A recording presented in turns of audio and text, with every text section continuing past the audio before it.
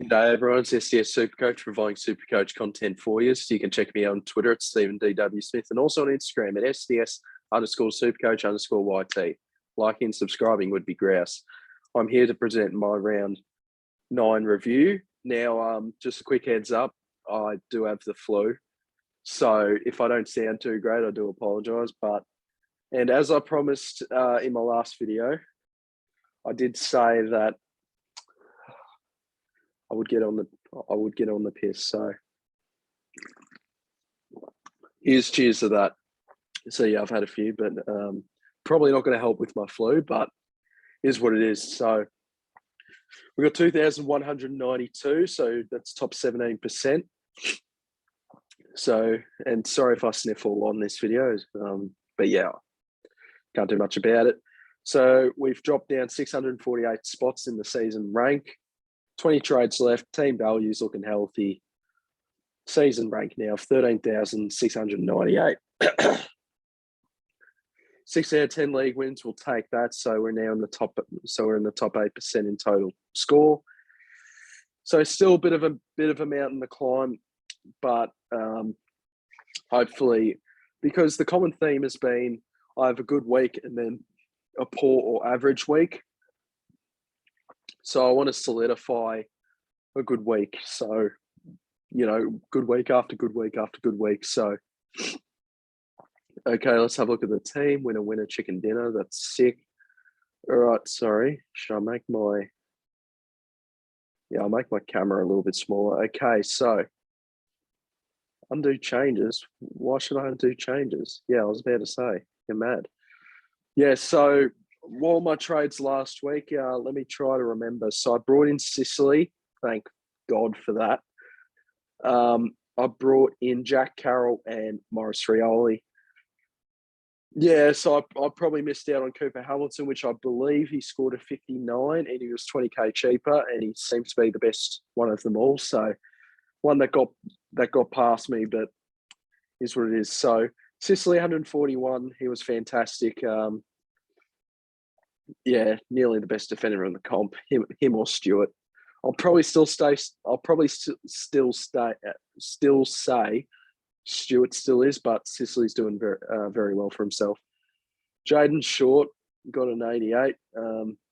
Yeah, just an off game from Shorty. He'll bounce back. Jack Chris for 100 just continues his streak of scoring a ton. George Hewitt, finally good to have him back, and he certainly rewarded people that kept the faith in him. First of all, by actually playing this week. Second of all, you know, just continuing his form where he left off. So that was fantastic.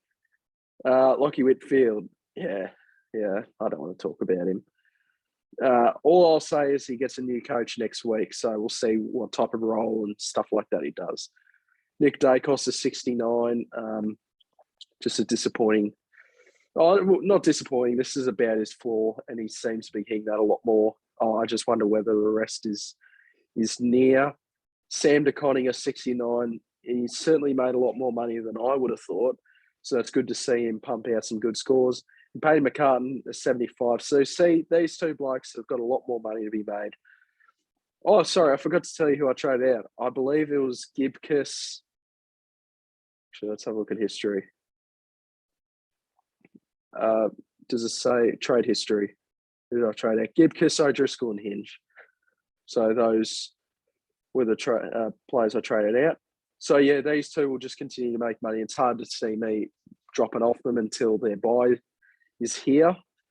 Lockie Neal I had as my captain, 115. Look, realistically, the three blokes, the midfield didn't go all that great this week, but the three blokes I was considering was Neil, Oliver, and McRae. All three of them didn't score a great captain score. So unless even Gawn, some people went Gawn, and he scored pretty poorly to my knowledge. I think like a 73. So I'll actually take 115 from Lockie Neal. Clayton Oliver, 99. Yeah, I just had this feeling that he wasn't going to score as well as what people thought. Oh. Should probably be drinking water, but oh well. Tuke Miller, 130. He's starting to build in some good form now. I think he's a safe option to have as the captain for from here on in. Jack McRae, 117. I didn't take his VC score, but look, Lockie Neal wasn't too big of a loss. What did I lose out on? 4 points. And I actually couldn't have done it anyway since Connor McDonald was the bloody sub. Paddy Cripps, 83. Yeah, just an off week for him. I'm sure he'll bounce back. Probably a good vice-captain option for this week because Carlton play on the Friday night. Jack Steele, now this is a big talking point because he is out for 6 to 8 weeks with an AC joint surgery. So he's a bloke who'll have to trade out. I'm not in a good state, lads. Yeah, I just thought, drinking such a good idea, Stephen. Anyway, I felt like this all day, to be fair. But yeah, Jack Steele, 74. Yeah, so he's going to have to go 6 to 8 weeks. We can't possibly hold him. Nick Martin of 59. This is possibly his first bad score of the year. So it's pretty disappointing. But he's probably one of the all-time great rookies, to be honest. And I don't think we all expected him to do this well, but he was terrific. Jack Carroll at 28. Yeah, disappointing I had him on score. I mean, all I can think of is that thank God I didn't have Maurice Rioli on the field, but come to think of it, Jack Carroll wasn't much better. Don't even know if he holds his spot. Ben Hobbs, 75. What a turnaround this bloke has been. And he could become a half-decent cash generator.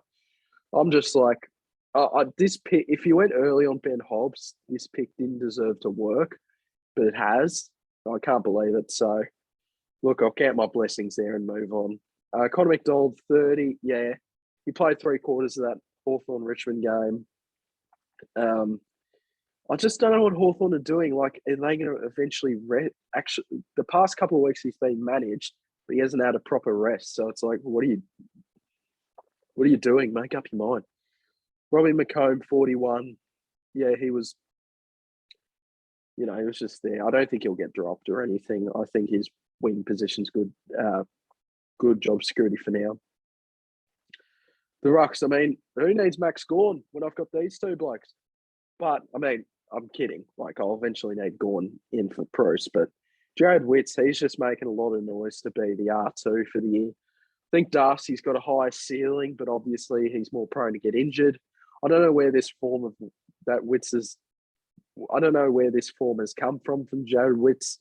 Like, I picked him up at Blake 380K or something, and he's just been a massive pick for me, even if I did trade out Gawn. Braden Bruce, 120. Yeah, he was always going to win the ruck battle against DeConning today. Sam Hayes, 55. Still got a bit more money to be made, I believe. What's his break even? Break evens at 10. Okay, I'll actually go through the break evens after this. Josh Dunkley, 118. Yeah, it was good for another good score from him. Luke Parker, 105. Been a solid trade in. Since I got him, Isaac Heaney though, probably a better trade I could have done than bringing in Isaac Heaney because I picked him up at, I don't even know how much he was, probably like 539K or something like that. And yeah, he's only put up the ton once in the last 4 weeks. So ever since I picked him up, so it's pretty disappointing. Will Brodie, decent chance he's an absolute keeper. He just keeps on keeping on. Great role at Freo. Be interested to see what happens when Fife comes back, but he's just a good pick. Started out 224K. I questioned the pick, but bloody hell, he's been a lot better than I'm pretty sure we all thought. Stephen Cornelio with a 37. Yeah, that was pretty shit house, to be honest. But then again, with GWS, new coach heading into next week with Mark McVeigh. So we'll see what type of role Cornelio has. So that's kind of put me off pulling the trigger with the trade, but guess we'll have to see. And Zach Butters with 104. Who have GWS got next week? They got West Coast. So, I mean, if he plays in the middle for some reason, that'd be perfect. Zach Butters with 104. Good for him to bounce back. He was always going to do half decent against North, not at Adelaide Oval. So, yeah, it was a very good score from him. Corey Durden, 76.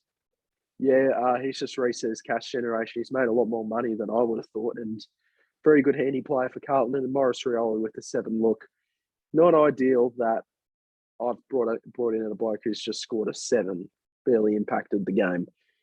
But there was a lot of people that put him on field over Carroll, so maybe that's some sort of consolidation prize. But yeah, so yeah, that's the team for the week. Probably not the greatest round for me, but not a bad round.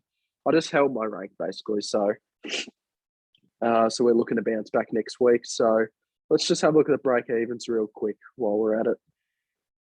We don't really need to talk about the premiums break even, to be honest. I'll just be focusing on the rookies. So Dacos is a 75. He might hit that. DeConning and McCartan, they should both hit that. This is an interesting one. Nick Martin with an 86 break even. So that's, you can probably hold him for another week, but it's a very interesting talking point. You'll probably hold him till the bye, till the round 12 bye, to be honest. What's the next round? Round 10. So you could hold him for 2 more weeks until the bye. Jack Carroll with a break even of 15. Realistically, not the greatest score from Jack Carroll, but hopefully he can bounce back and stay on the side. Sorry, I don't know why I decided to turn that off.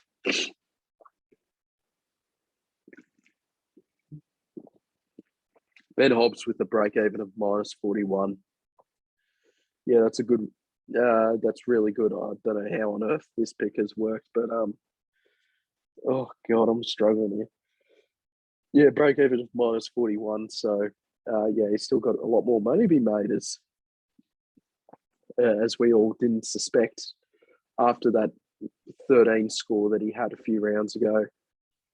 Connor McDonald with a break even of 49. Yeah, this is probably the time to jump ship from him. Robbie McComb with a -1. Still got more money to be made. Same with Sam Hayes. Cogs is about to drop 38k in price if he drops a 59. That's massive. And then Durden's got a break even of 6, so he's still fine. I mean, hey, if Rioli has another shocker, maybe he becomes a dead rookie. But yeah, look, that's what we got going on here with the side. Oh, I need to finish this up. I'm struggling to get through this. Oh. So what am I thinking in terms of trades? Let's go through them all actually here. Steele, yep, he has to go. Elio, I can understand it, but I'll probably hold him. Nick Dacos, fair enough, to be honest, but you could maybe hold him to the round 14 bye. Nick Martin, yeah, I can understand why that's pretty popular. And Connor McDonald, fair enough. Greg Clark, yes, I think most people will bring him in this week. Buku Karmas, he's a good downgrade target down back. Rory Laird, yeah, I can understand it, but he's quite expensive. So with Callum Mills, I'm probably going to look more for value here in the midfield. And then Christian Petrarca, yeah, fair enough. Oh, God. All right. Here's my early thoughts on trades. Gee, it's all happening. I nearly just got cramp right there. All right. So here's what I'm thinking. I kind of want to do a double upgrade this week. That's using a boost. So maybe that means I pass on Karmas. It's a bit risky, but maybe I could get away with it.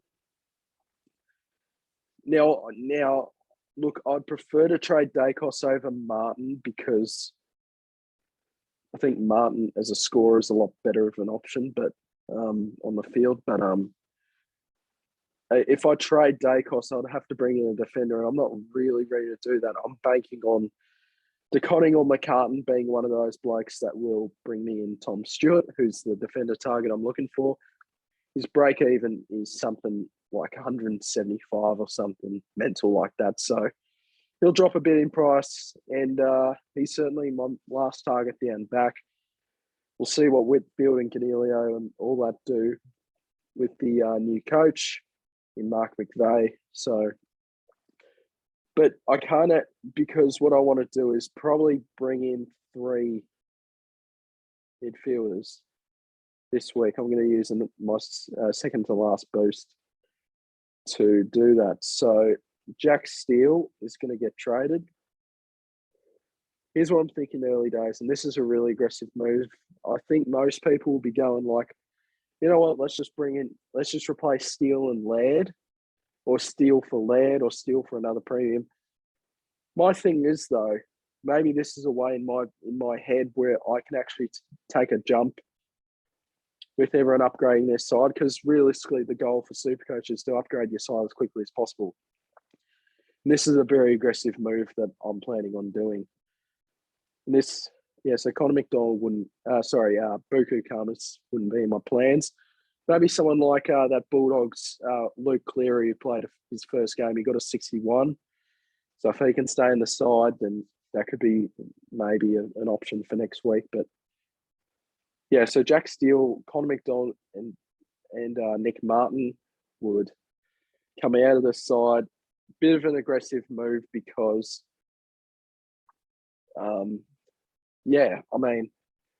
it's a bit aggressive. I would have traded out Dacos instead, but I actually can't because I don't have any DPP in terms from someone in the forward or the midfield that is also a defender, so I couldn't swing them back. So, look, Dacos would still stay in my side. So this leaves me with 1,291,600. I just see this as the way to get a little bit of an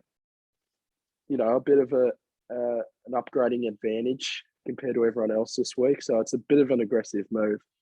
But Greg Clark, so he's the first one. Look, for me, he's going to be playing against North Melbourne this week. I feel like Christian Petrarca has to come into the side.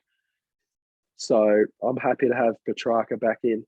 Now, I'm still up for the debate for this last premium midfielder upgrade, because what have I got? 595k. There's a few things I could do here. I mean, you got Ben Keys, got Andrew Brayshaw. They got Collingwood this week. Tom Green. Oh, I've dropped off a bit. Josh Kelly. Who else is there? Brad Crouch. Let's just quickly have a look by average or total points. I mean, Brayshaw is still top 8 at the minute. What's Brayshaw's scores been this year? What's his break even as well? 100. He can get that. This is a very good price for a potential top 8 midfielder. So he scored 127, 189, 96, 95, 132, 104, 77, 134, 94. So you can see he has a high ceiling, but he can have a pretty low floor. So, look, at the minute, I think it's Andrew Brayshaw that I'm considering bringing in. So that would leave me with 38k.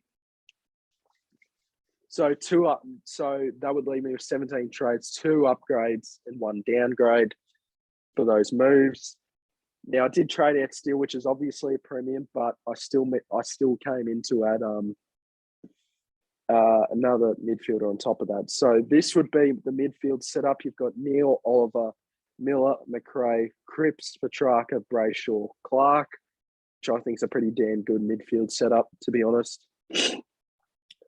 Now, I'm trying to think because, I don't know why I'm trying to think. I don't know what I was going to say. So that's how the setup would be. Still the same back line and forward line, but it's just the midfield's a bit revamped. So I think this could go well. And, I think Greg Clark can be a really good money maker. And look, realistically, if I do this, it leaves me with just 3 upgrades before we worry about correctional trades, with 17 trades left. And that's including injuries and all that. But look, I can worry about luxury trades once I've completed the side. So this could mean, I'll worry about Whitfield later. I'll worry about Cornelio later, or Butters, or whoever. But in terms of my last 3 upgrades, it would be Bruce to Gawn, Dacos to Stewart, and probably a pod midfielder in here. I just still haven't decided. I've gotten a bit of cold feet on on Ben Keys because he's dishing it at 100 still, but it's like lower hundreds. So I've just gotten a bit of cold feet there. At least he's consistent, but yeah. Look, I'll talk about just before I go. Let's just quickly have a look at how the leagues are doing, or at my league. So I've dropped a bit there. All right, so 6 out of 10 league wins. I'll take that. SDS SuperCoach, I beat up the button stitches. Jordan's still on top. I'm now 9th, so I'm creeping up into the top 8. Oh, I need to win this. Fuck. Yeah, so who do I play? Yeah, so Jordan's still on top. Brad's still there. Yeah, so all the fellas are still there. So cheers for anyone that joined the league. Let's just quickly have a look at game day and see who I've got in round 10. I think I actually know who it is. It's the Warpedo, which as a Hawthorn supporter, I'm not too pleased with the Warpedo at the minute, but good on him. So, yeah, look, I'll just about end it there, guys. Hope you guys had a good week in SuperCoach. Hope your footy side won this week. And here's cheers. Have a good one. I'll see you in the next video. Cheers.